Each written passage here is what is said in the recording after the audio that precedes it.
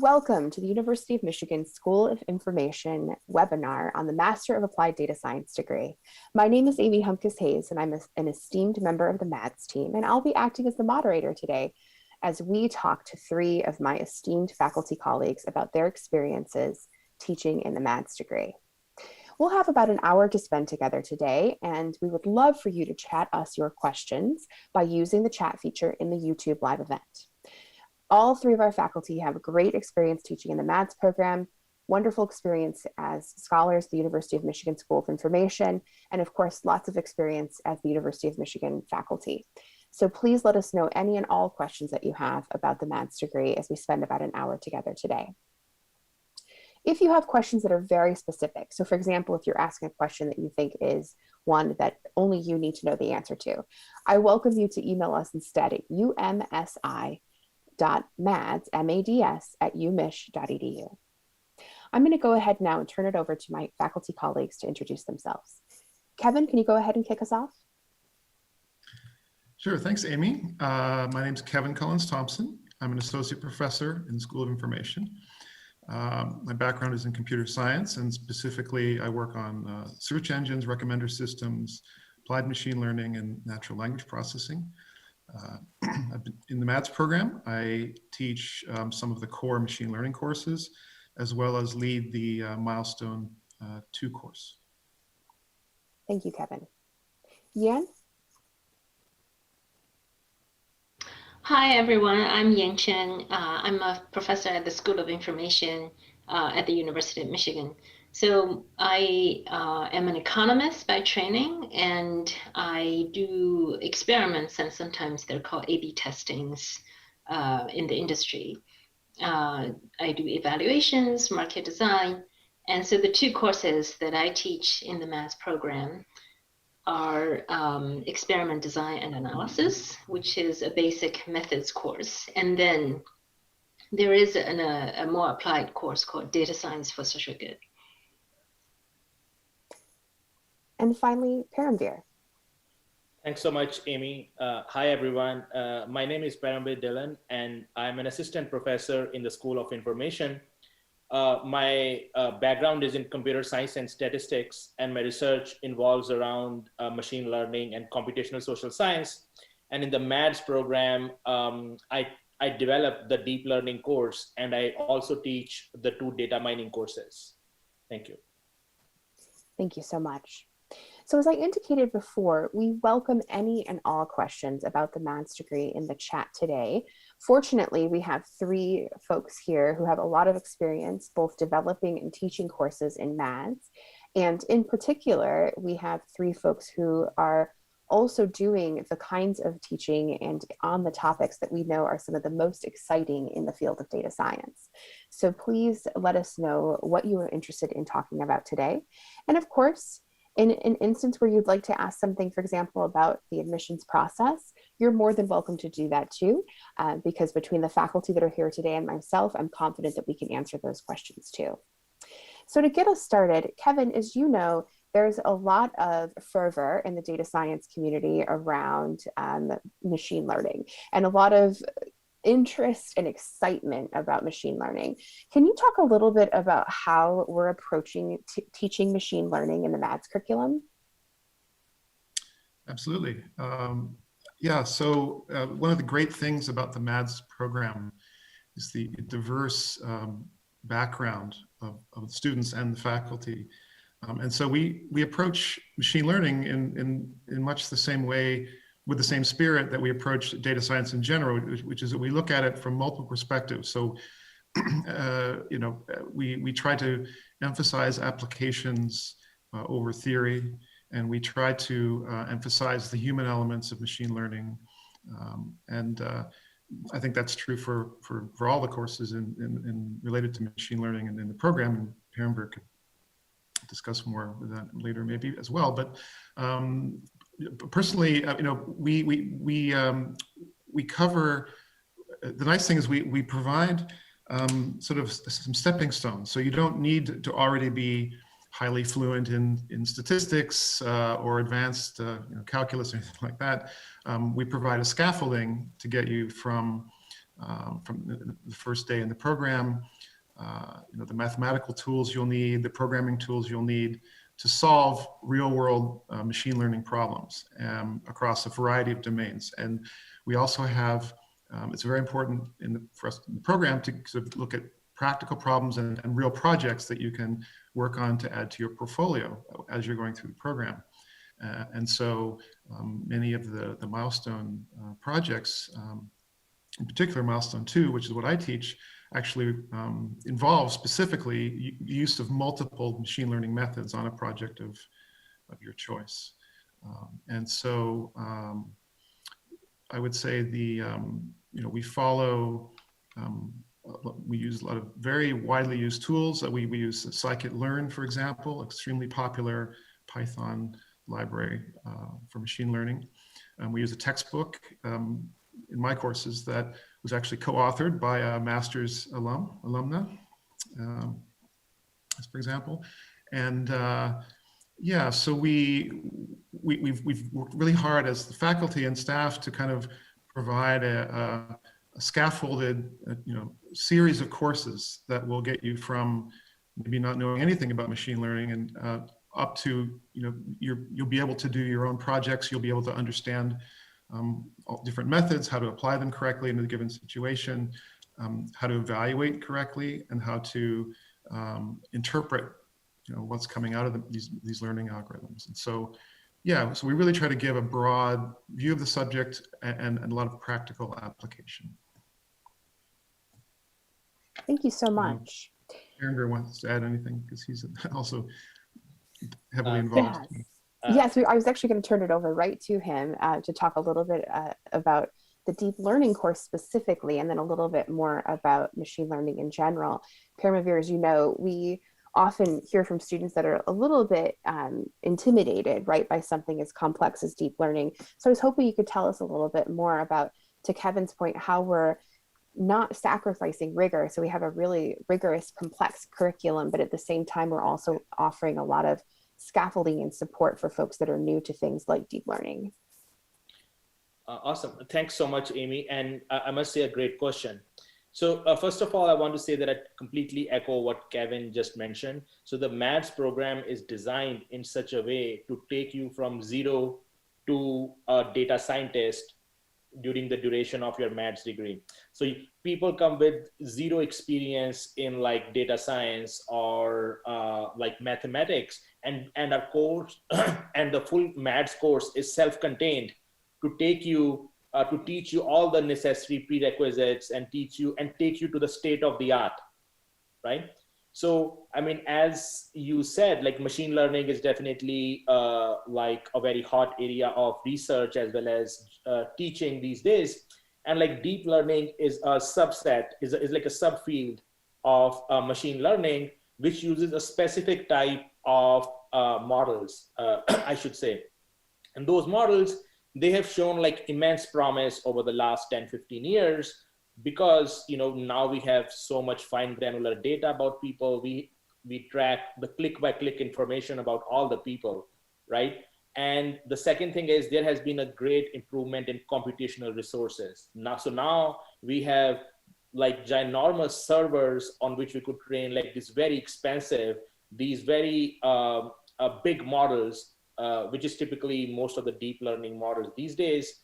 And these models have like led researchers achieve state of the art, or I should say, like even higher than human level accuracy on some of the image classification and text classification tasks, which 15 years ago was thought like impossible. Like human level accuracy was like the high bar of any of these things. So in this deep learning course, so as is obvious, so this is quite an advanced topic. So it was a big challenge to how to teach this course to introduce students to the state of the art, but also not sacrifice the rigor of the methods, right? So what we do is like, so the deep learning course is designed with these goals in mind. And in fact, we scaffold some of these methods that are popular in the deep learning literature in such a way, and we relate them to the courses, the machine learning course that Kevin teaches, and some of the mathematical foundations of data science, some of those foundations, so that students can build up on those things and see how deep learning, being a subfield of machine learning, is related to the broader machine learning universe and how it connects to it. But at the same time, they do some coding also in deep learning. But unlike other machine learning courses for deep learning, because it's so advanced, they do not code from scratch, because it would be very involving, especially for somebody, who's doing these things for the very first time. So in fact, like, we do it more like, I should say, a Lego, like Lego kits, those toys that kids play with. So it gives you the blocks, and you have to assemble a neural network model, a deep learning model based on that.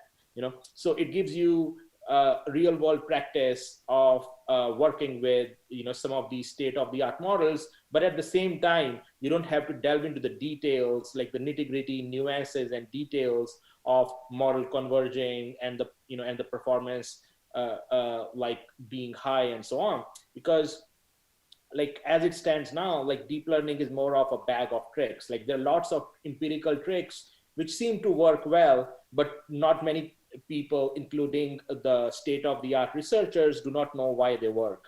So it's important in this course, like, we drive home this message that it's important for students to know these things, but also appreciate some of the weaknesses of these areas, and like how there is so much scope for future research in this area to like develop more theoretical foundations of some of these ad hoc tricks, which are commonplace now. Thanks. Thank you so much. So what I really appreciate about your sentiment is that even though we are emphasizing the applied nature of our degree, we are not sacrificing conversations on theoretical work in the data science field and how that contributes to our applied techniques, for example, that you actually learn in a maths degree. So thank you for that. Speaking of applied, as Kevin put so well, we really put a lot of emphasis on how to employ data science skills. And we're doing that in a number of different ways, one including actual domain-specific courses. Yan, can you tell us a little bit about the course that you developed and how you're using data science techniques to kind of tackle some of society's largest problems, if that makes sense? Yeah, thank you. So I'm going to talk a little bit about the Data Science for Social Good course, which just finished at the end of April, finished its first run. So the idea is to use the data that we have available and social science theories to help us solve some of the challenges that our societies face, such as climate change. So, for instance, we look at some of the RCTs, the randomized controlled trials, that try to get people to conserve energy, such as use less water when you take a shower, or use less water in general in the summer, not water your lawn every day. How do you use data science techniques such as efficient experiment design and use the available data from the municipal government, for example, and working with waterworks to figure out which type of households are more likely to respond to which type of messages. So you can think of that as data science informed nudges. So people are probably pretty familiar with Dick Thaler and Cass Sunstein's book Nudge, and there are sort of different iterations of the nudge. And and also, how do you incentivize people to provide public goods, such as writing Wikipedia articles or contribute to open source projects using, what we know about reputation and human motivations to cooperate. So it's a course that combines theories and data science techniques. And another feature about the course is that students will be asked to design an experiment to improve some aspect of social good in the small or the large. So I'm going to give one example. So one of our students works for the Canadian Postal Services. And so one question is, you know, when the employees drive the postal vehicles to deliver mail, we often see this in our neighborhood. They keep the car running. When they get off the car, you know, take the package to the front yard and then come back. In the winter, it's probably necessary, but it really is not necessary in the summer. So can you set goals? Can you, but the goals has to be realistic, which means that you use whatever information data you have to personalize the goals for everyone. What kind of goals are influential? Are people persuaded by some random colleagues' behavior, or are they more persuaded by descriptive norms? What about injunctive norms? So we, you know, so this student designed a really interesting experiment, which she plans to run in her organization. And so we're very excited that students brought problems that they encounter in their organizations or communities and use the techniques that we learn to help them solve those problems, or at least come up with solutions to test to help them solve these problems. Thank you, Yan. That's such a fantastic example. And what I value about that example is that we're using data science at different levels to solve different kinds of problems. So we're taking a systems approach where it may be about how we use data science to change individual behavior.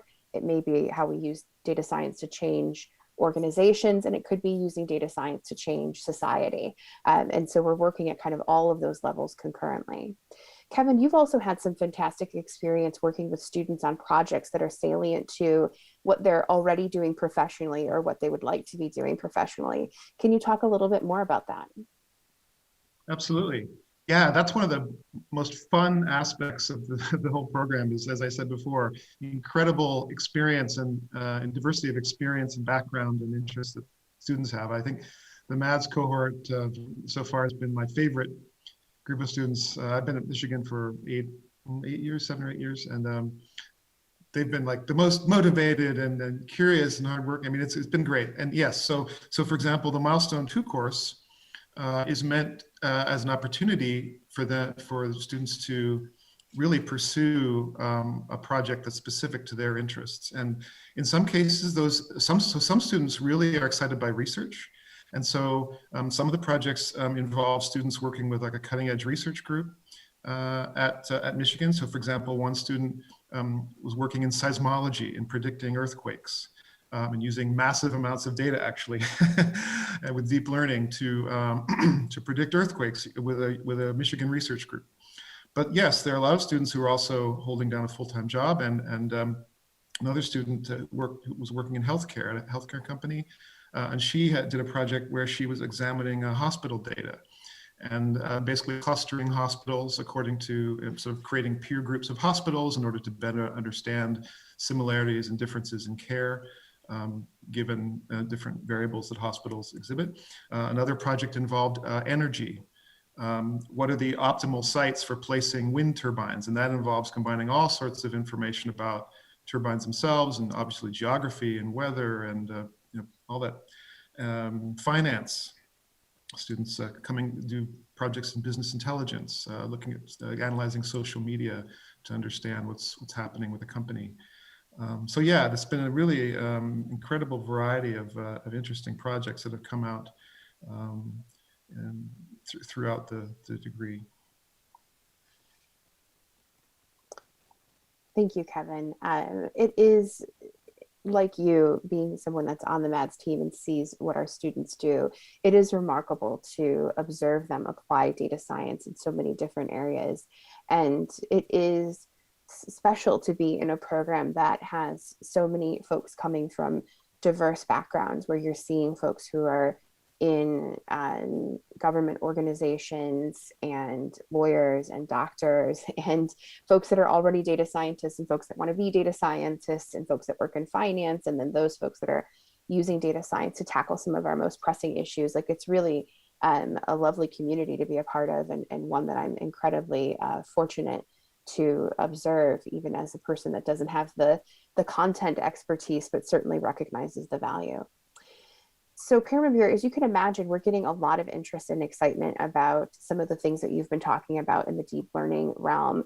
And specifically, our applicants are interested in things like, do we cover GANs? Are we covering TensorFlow, PyTorch, MXNet, NLP? Like, can you talk a little bit more about some of those specific kind of techniques or tools or methods within the larger kind of, again, machine learning infrastructure, and how we're tackling some of those things?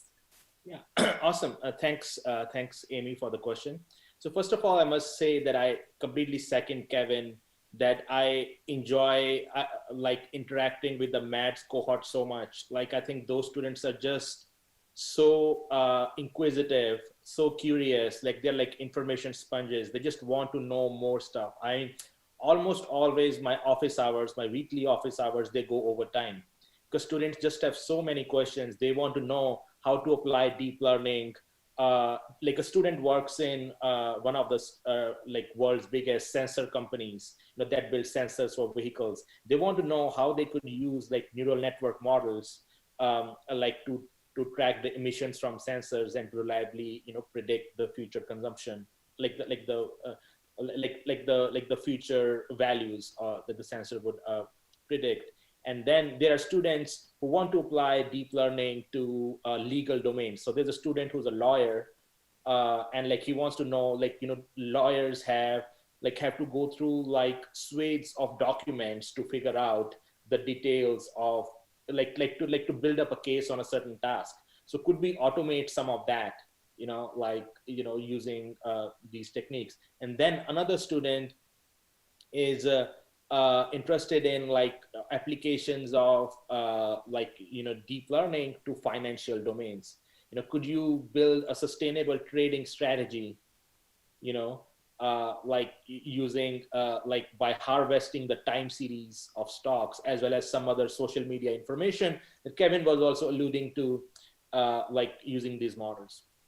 So specifically to your question, now coming back to your question. So yes, so in this course, so it's a 4 weeks course. So the first week we cover the basics, like the introduction to neural networks, how it's related to the broader machine learning universe, and what are the similarities and what are the differences, and why those differences matter, right? So then the remaining 3 weeks, we cover a specific subset of models. So for example, in week 2, we cover convolutional neural networks, or CNNs. So those are the models which exploit the spatial nature of the data. So for example, images are a good example of a use case where the spatial nature of the text is very important, right? So if you see a person standing on a ground, so these CNN style models, they can extract signal from the fact that the ground is green and then the sky is blue and then there is somebody standing on the ground. So there is a higher probability that this could be a person rather than a bird, because like a bird would be in the sky and not on the ground. So it's so they extract these kind of signals to extract to predict what the object is, and or like in some cases even detect what action is being performed, like is it running or walking or sitting and so on. So then week 3 we cover a different set of models which are called the recurrent neural network models, and these are more commonly used in text or natural language processing domains. And the reason for that is these models exploit the sequential nature of the data. So for example, if I said to you that I live in, fill in the blank. So there's only a certain kind of places, there are only certain kinds of fill in the blanks that could be there. It has to be a place in the world. It cannot be, I live in a trash can, or I live in a refrigerator. Sure, I mean, like those sentences you could like give some rationale that they might be correct sentences, but like no human being would live there. So based on the prior knowledge that we have about the world, like, when I say I live in, like it has to be one of the cities or countries in the world. Okay.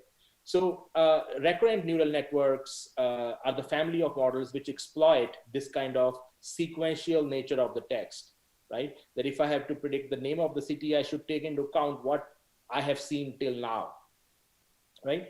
And then in week 4, we cover like some of the more advanced models like GANs, which are generative adversarial networks, and which are like pretty like fascinating set of models that they use insights from game theory, like a 2-person zero-sum game played between a discriminator and a generator. So a generator would generate a fake image, or like they would generate multiple images, and the task of the discriminator is to detect which of the images is fake versus not.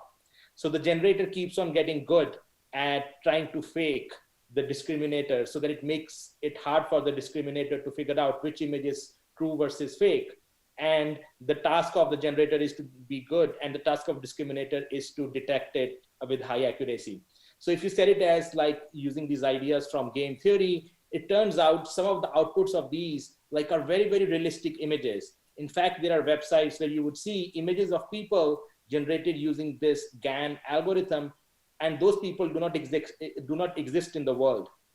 Like, so it just has taken images of bunch of people all over the world as input, and based on that, using this procedure that I described, like this game theoretic procedure, generated sets of images of new people who actually are not real people. So it's like really amazing. And of course, it has the social and ethical implications of this, that, that we are trying to like generate fake images and could lead to phishing attacks and so on, and like identity thefts and so on and so forth. So there are all these things.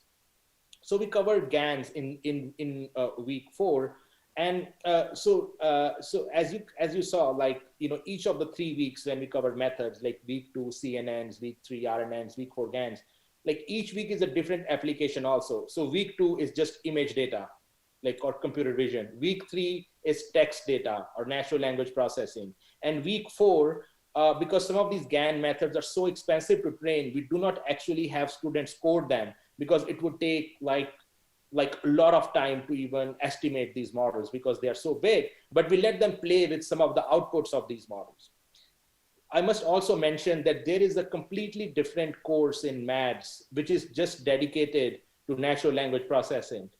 And it mostly covers the neural network based approaches to deep learning, to natural language processing, because they are the state of the art these days. And that course, it was developed by Professor David Jurgens, and I think he's the one who also teaches it every semester. So there's a full course dedicated to NLP for those of you who are interested, who goes into which goes into all the nitty-gritty details of the different NLP models and how you could use deep learning models for that.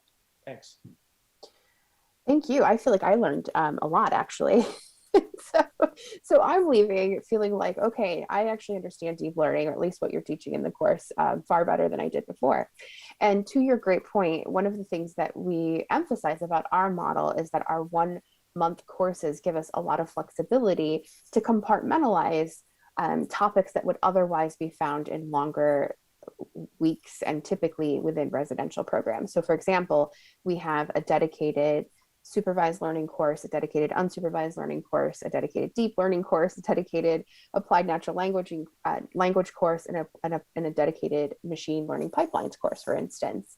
And then we're going to be adding additional courses like reinforcement learning, which I know our students are very excited about, but it gives us this wonderful opportunity to keep adding to, as well as iterating on our courses to ensure that we are retaining our kind of cutting edge approach to how we teach data science.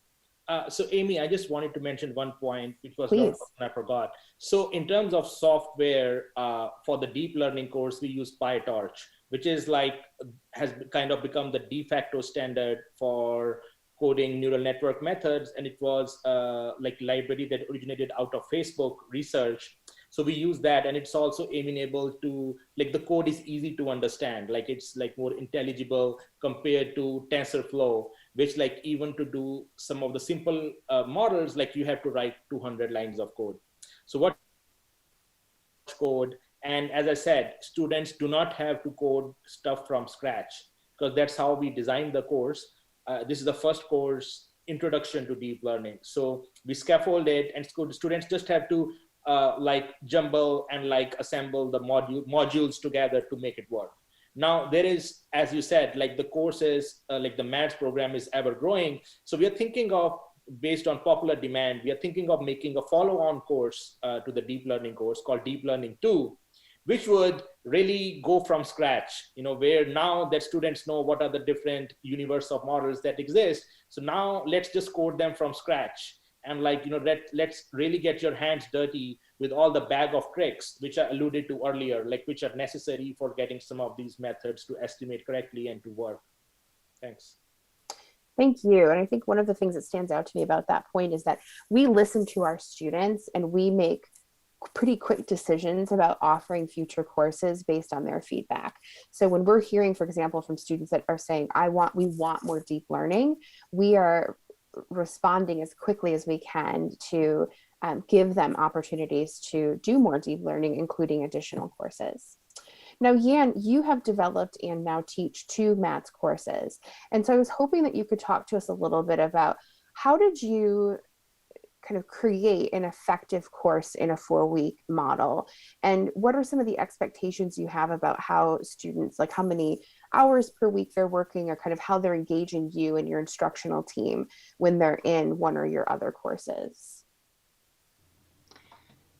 So the experiment design and analysis course was really, it's a classic course in statistics. It's also in economics. So I've taught a residential class, actually created and taught a residential class for the undergrads and one for the PhD students. So to create the maths class, I basically took the more applied components from each of these classes and put together, and also use, you know, more relevant applications, such as the Uber tipping experiment. So the idea is that when, you know, the fact is most of the large or small IT companies run experiments all the time. We just don't see them published. We don't see everything published because, you know, they're, you know, proprietary. So the results are proprietary. And so, but there are a number of published studies. So we tend to draw from these published studies, which has typically has a lot of, you know, huge data sets, and it's very carefully designed. So when Uber pushed out tipping, you know, for those of us who are old enough to remember, Lyft always had a tipping option, whereas Uber didn't for a while. So that was one of the complaints that customers had, which is, you know, why can't we tip our drivers if they did a good job? So, but when they decided to push the tipping option out, they faced it. So of the 200 cities, roughly 200 cities in North America, half of them received an early option. So, and they randomized the cities into the treatment and the control condition. So the half that receive the treatment early are treated, whereas the other half received it roughly 2 weeks later. These are the control conditions.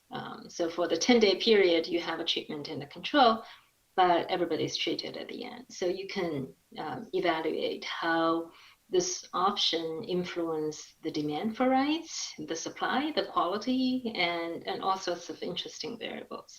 So we tend to draw from these applications. So that's about the experiment design and analysis course. For the data science for social good, again, we look at the, you know, challenges that face various societies. Climate change is a big one. Human cooperation is another one. So we then look at the intersections of how data science could inform the solutions and chose topics that way. So so one thing that I would like to emphasize is that there are a fair amount of office hours by the instructor and the GSIs. And the students who take advantage of that tend to do better. This is not just from the math courses, and also from the residential courses that I've been teaching. So if you have questions, do ask for help. Send your requests or questions through Slack. Contact us by email.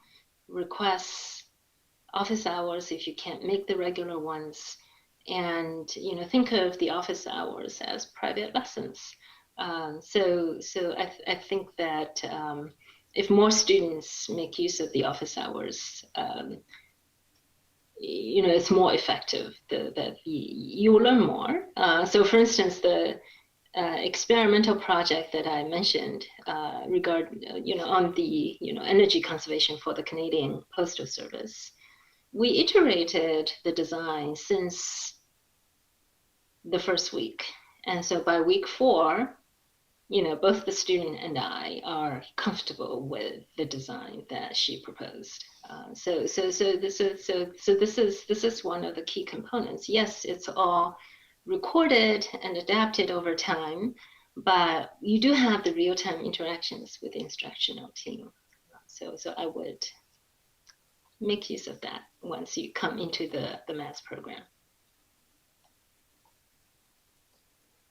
Thank you, Yan. And there are two things that you said there that really resonated with me. So one is that we didn't take our residential courses and just try to squish them into our model. We really rethought those courses and how they work in a 1 credit, 1 month model. And so all of our courses were built from scratch, but using the same world-class faculty that we have in our residential program in the maths degree, but with this novel kind of approach for delivery. And generally, we would say that students, could expect to spend between 9 to 12 hours a week of work, in each week of a 4-week course. And in that, a lot of the time that they will spend is with faculty and our instructional teams. And so we emphasize having a really high touch community. And that means that you have lots of great opportunity to engage faculty in office hours on Slack, for example, in addition to working on watching lectures and doing readings and assignments at your own pace and in your own time, which we've been told works really well for all of our students, but particularly for those that are working part or full time.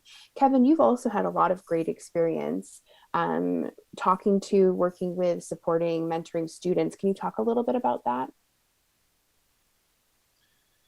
Yeah, thanks, Amy. Again, that's one of the great aspects of my job, is getting to meet all these fantastic students. And so one of the things that I emphasize in my teaching is that my door is always open, and that we have group office hours where students can come and talk with me and with other instructors and with each other. But I also have blocks of time for one-on-one meetings. And I tell students, hey, my virtual door is always open. If you came to campus, my real door would be open too. and to talk about whatever aspects of data science interest you. So I've had a lot of great conversations with students about career choices. And so, for example, I've had a kind of a different career path in the sense that I started off as a programmer a long time ago. I spent a lot of time in industry. And then I moved into industrial research, working on products at scale used by millions of people. And then I moved into academia about 7 years ago. So I've kind of seen a variety of experiences. And I also have a lot of good stories to tell about real world deployments.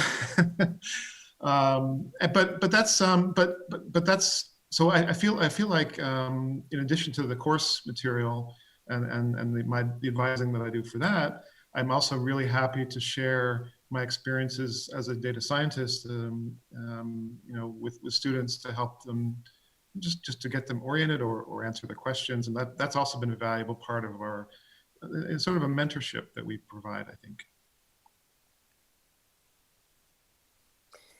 Yes, I agree completely. And to that end, Kevin, you've talked a little bit about your own experience in industry. And as you and I both know, we have faculty who and students, of course, that come from us with a variety of backgrounds and are traversing the program in a variety of different places in life, for example, right? Folks that have children, folks that have aging parents, folks that don't, you know. So can you talk a little bit about how we are thinking about and acting on, again, this term of flexibility? So when we talk about like how students kind of pick and choose courses, and or you know how much or little we try to make it kind of convenient for folks to do their work, can you speak a little bit to some of the conversations and ways that we've acted on that approach?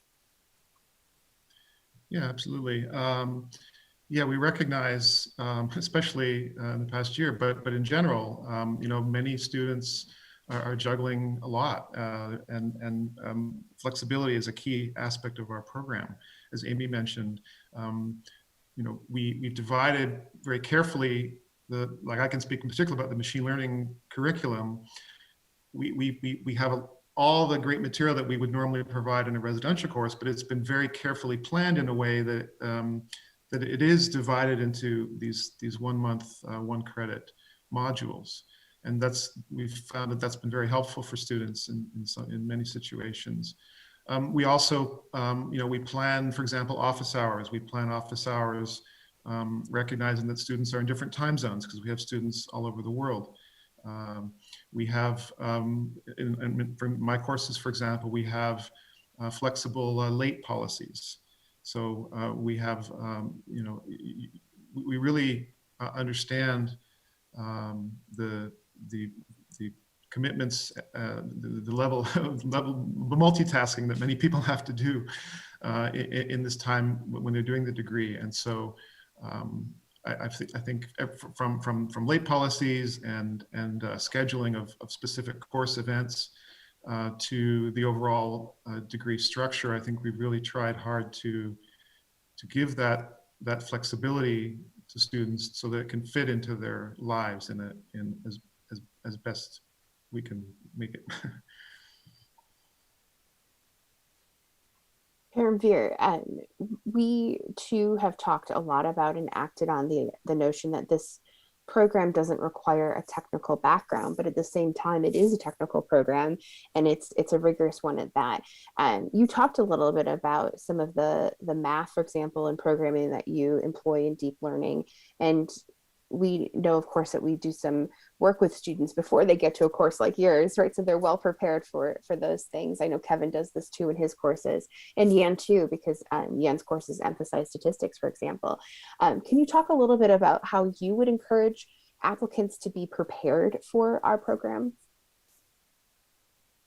So in their programming skills or their math skills or both, or what you would expect that they might do before and what you might expect that they would do while they're with us. Yeah, I think, that's kind of a tough question. So I would say that, since our course is, the entire course is self-contained, we provide the basics of math, statistics, and programming in the course. And we, as I said, like we take you from zero to data science in like 18 months or 2 years, like depending on how soon you want to finish the curriculum. But I would say like one thing that's very important that you could work on maybe prior to joining the program, although our program is self-contained, is like, like try to polish some of your programming skills and like some of the math foundations, like some intro college level statistics and programming, that would be helpful, But I think like the most important thing that students should be prepared for is like, I would say, they should be willing to work hard and like willing to learn more. That inquisitiveness needs to be there. I think like if you like, our program is so I should say it covers a gamut of courses. It's not one of those courses which only covers, machine learning in one course and that's it. And we just think that you're a data scientist. It covers the full pipeline, from like the nuances of machine learning, data mining, deep learning, natural language processing, then also to causal inference, experiment design, data science for social good, as Yan just mentioned, right? And further, we also talk about ethics of data science, as well as how to be a good data scientist. So we cover the entire gamut of things that are required to be a good data scientist. So what's really needed, if you were to ask me, in addition to just brushing up on programming and some statistic skills, would be like to cultivate this inquisitive mindset, try to learn more. Now, since this is a virtual program, like there could be some research has shown, studies have shown that like when students are in person, like they're more likely to be engaged compared to online program. Now, I have seen less of that for maths because I've seen the students are so engaged and so locked in that they ask questions on Slack and via emails all the time. But I would say like one thing that they should be like, prepared for is like to be more inquisitive, the time zone issue is there. Like, students who are in China or in India, there's going to be a time lag. So just like prepare yourself mentally for these things and for this amazing ride over the 18 months or 2 years, depending how long you take to finish the course. Like be ready to like be exposed to this gamut of courses which cover every aspect of data science and not just a myopic definition of data science. Like we have a very broad definition of data science, as all of you have heard, which is not just limited to some predictive analytics, but also experiments, causal inference, ethics, and so on. Thank you. Thank you. That was a fantastic answer because you did the job that I think we often don't do, which is not only saying, yes, please take Python 3 programming, the Python 3 programming specialization if you haven't, and we encourage you to take the stats with Python specialization if you haven't, but you're also talking about the kind of the broader skills that we would say you need in order to be successful in our degree. So I really appreciate you surfacing those too. Yeah, and so we're not a program that's designed for folks to go from master's degree to PhD, but as you may know, we've got a lot of folks that are interested in continuing their studies after the MADS program. Can you speak a little bit to how some of what we're doing in MADS could help prepare or at least expose students to the kinds of things that they might ultimately do in a PhD program? Yes, so thanks, Amy. So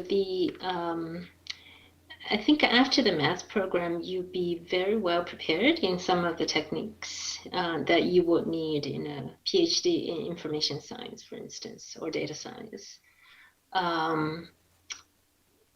And I fully agree with Param Veer that an inquisitive mind is really the key. Nobody is fully prepared for, let's say, either the maths program or the PhD program. But the idea is that if you have some foundations in computation, in mathematics in general, you can just go ahead and learn the stuff that you need. So for instance, I take a class from time to time. I ask my colleagues to give my permission to sit in because I find myself needing various skills. So when you transition into a PhD program, for example, the equivalence of the experiment design or the data science for social good would be 4 months instead of 1 month long. And in some programs, the experiment design would be 1 year, 2 semesters. So in the first semester, you learn the basic concepts, techniques, how-tos. In the second semester, you design and run your own experiments.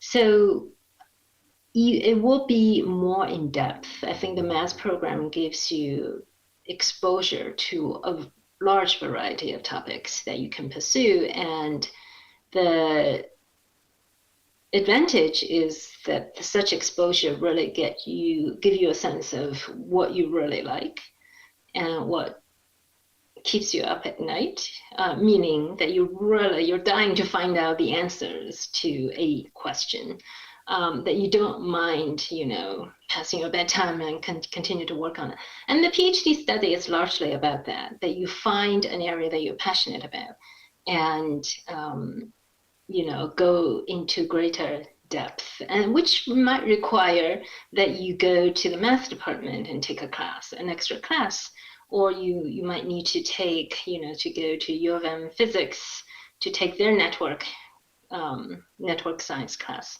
So I think it's something that fascinates you, and hopefully you find an area that you are passionate about. Then it makes sense to go into a PhD program to pursue that at greater depth and satisfaction.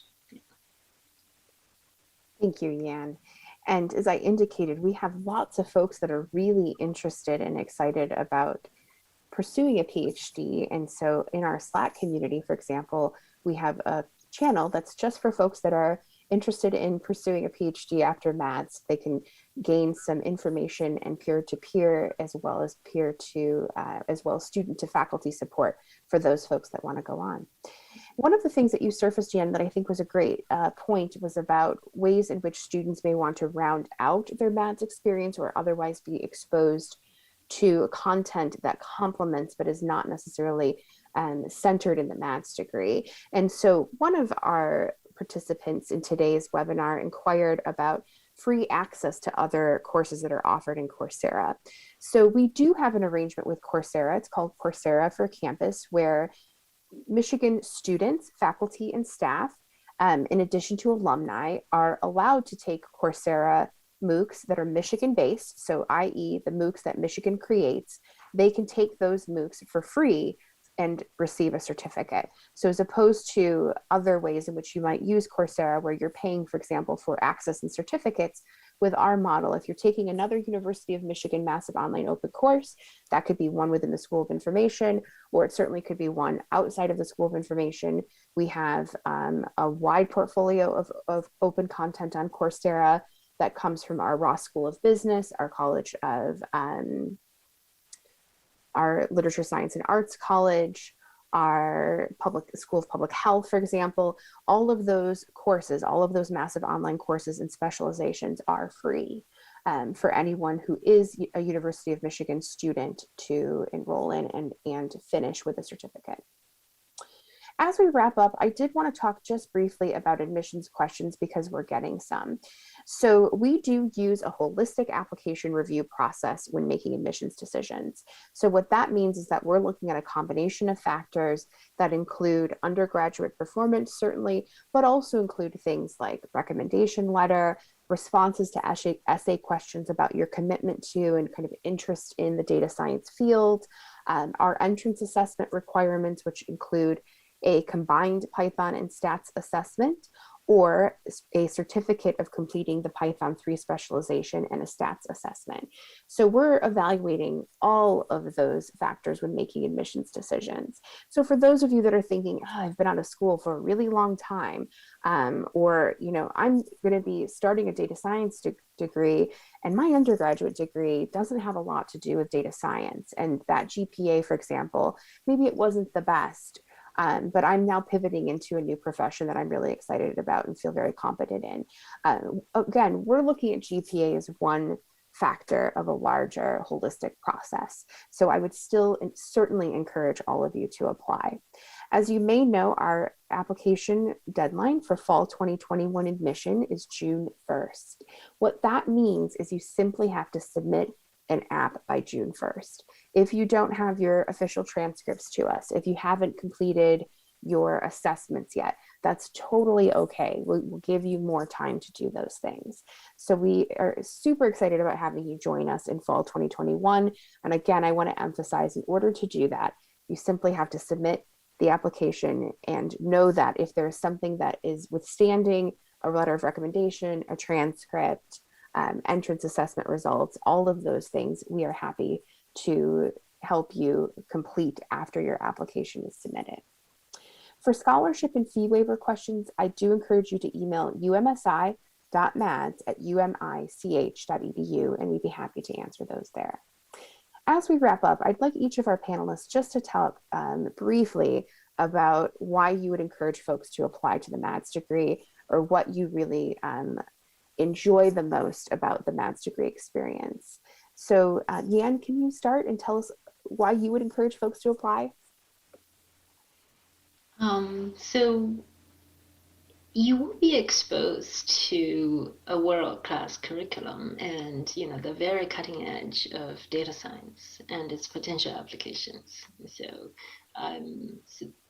for this reason, and also your peers, to get to know new peers, they're, interesting folks. So yes, please do apply. And Paramveer? Thanks, Amy. So I would say the biggest reason that you should apply is, as I alluded to earlier, is like a broad definition of data science. You will be exposed to a gamut of courses, not just in machine learning and allied areas, but also in ethics, experiments, causal inference.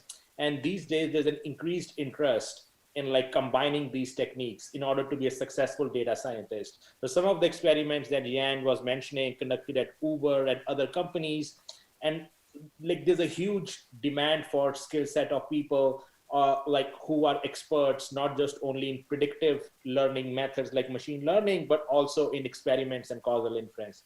And our program combines the best of both the worlds. So other than our curriculum, I would say you should you should apply for our program and join us, because you would get to be a Michigan alumni. So we have more than 100,000 alumni all over the world. And as our dean, Tom Finholt, likes to say, that like all our online degree students have access to everything that our in-person degree students have access to, except you don't get to access the 10 home football games that Michigan football holds every year, because football is a really big deal at U of M here, and we are really good in sports. So other than that, you would have access to everything that a residential program would have to. And we do treat our MAD student as exactly the same way we would treat a residential student. So there should not be any concern about, MADs being a second-class citizen or compared to residential courses. That's just not the case. Okay. So finally, I would just say, yes, please go ahead and submit the application before 1st of June, I guess, right, Amy? So yeah, thanks. Thank you, Paramveer. As a Michigan alumna, I really appreciate you surfacing our 600,000 plus living alumni all over the world. And when we talk about US football, in an instance where you're not a fan, that's okay. I am a fan, and it's actually quite, I'll tell you that those tickets have become less coveted as our team has suffered many losses over the years. So regardless of whether you enjoy US football or not, or whether you want to come to a game or not, I can tell you that it's hard actually being a Michigan fan in that regard. And Kevin, what would you say? I mean, I don't have a lot to add to what Yan and Paramveer said, except to say, I think the reasons that I would encourage people to come to Michigan for the MADS program are a lot of the same reasons that I decided to come to Michigan, which is to become part of a community of peers, outstanding scholars, staff, resources, and a team that is really ready to welcome you to help you achieve your goals in data science. Thank you so much, Kevin. Well, we really enjoyed the time that we spent with all of you today, and deeply appreciate that you took an hour out of your busy days to hear from us. If you are applying or have applied, we are very excited to review your applications and are working diligently to get admissions decisions back to everyone. If you haven't yet applied, there's still plenty of time, so please do by June 1st. Submit that application for fall 2021. And as always, go blue.